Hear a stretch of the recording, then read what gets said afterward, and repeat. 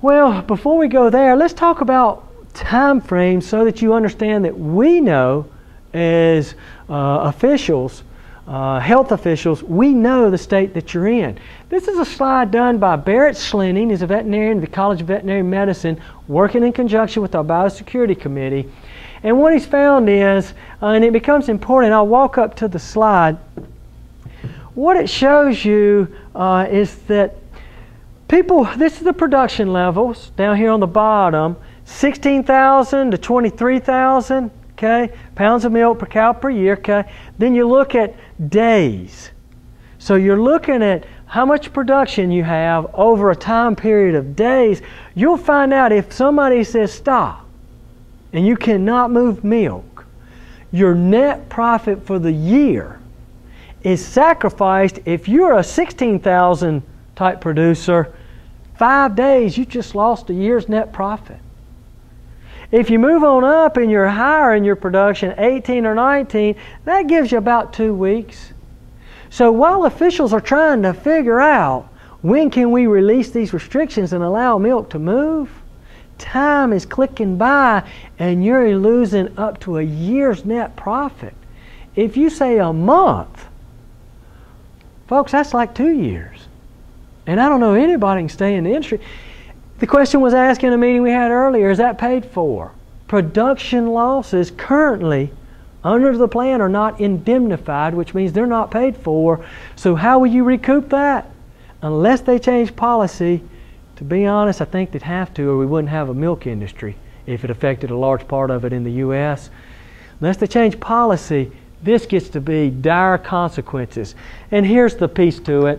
It just goes to show that if you watch it play out, that it just is not good. Higher producing farms last longer, but they show the same trend, and that is a trend towards bankruptcy.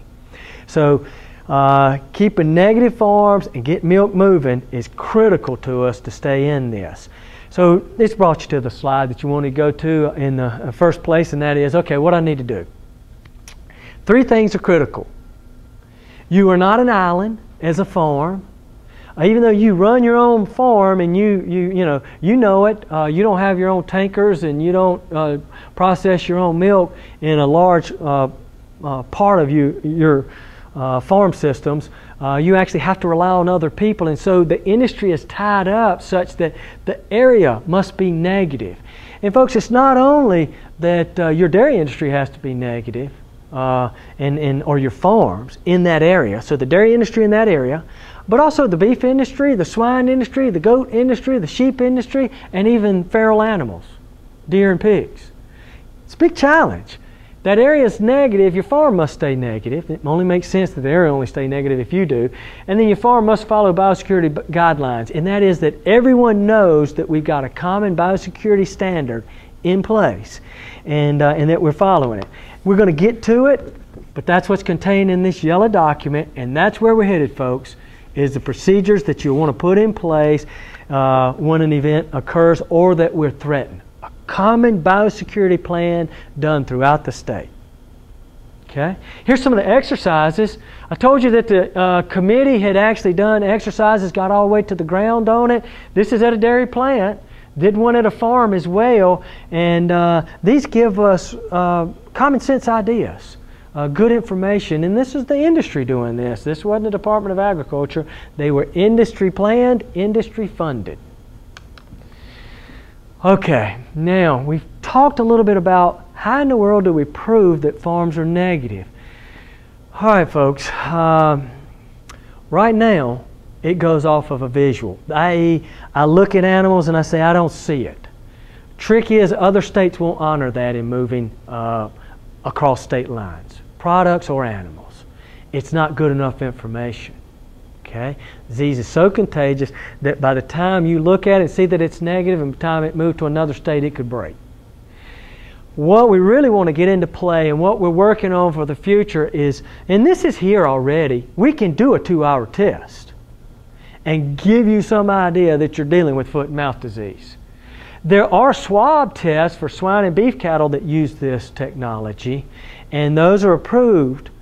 The trick to it is we don't have the capacity to do them for all the farms in North Carolina. When you think about, I want to move milk, I want to move swine, I want to move goats, I want to move sheep. All of those farms, we don't yet have the capacity. It's not built into the system, and since we've not had it since 1929, there's been no funding to provide that. We do have the ability to do testing in Raleigh, but not to that capacity.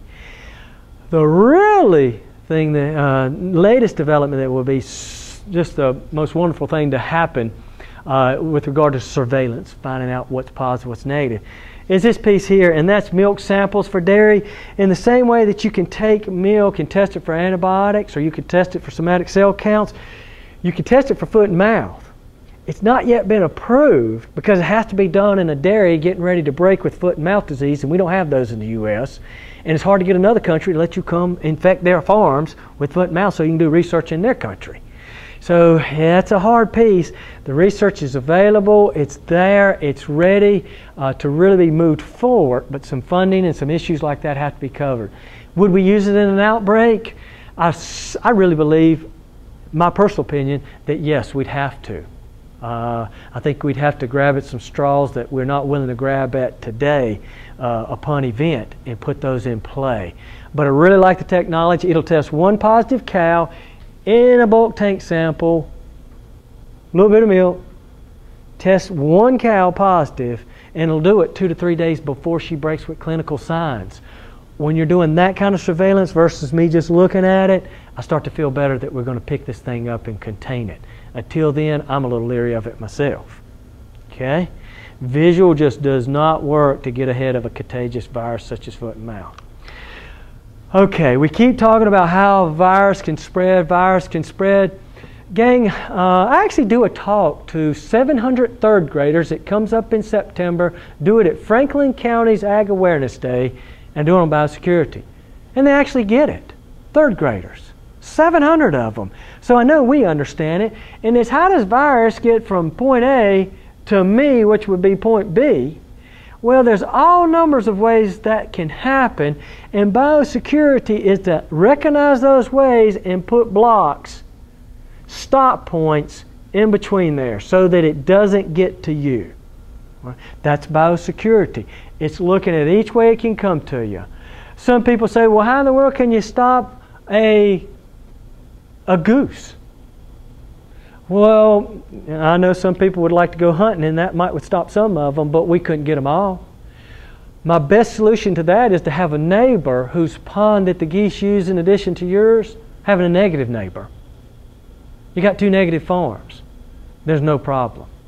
So I told you we were all in it together. There's some challenges and hurdles that we cannot jump by ourselves. We have to play this game together. So everybody having a biosecurity plan in place, working together, is our best chance of protecting ourselves from challenges like that. Okay? Another way that I describe it, wet paint.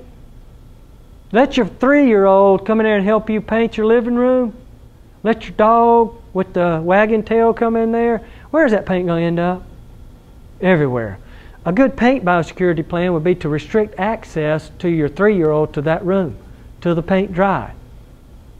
That's biosecurity painting. It's not much different for viruses either. They end up in a lot of places you don't want them to too if you're not doing biosecurity. Okay, this is a little schematic. I've done it in a lot of trainings. I throw it out here for you guys so that you cannot think about this slide. Think about your farm.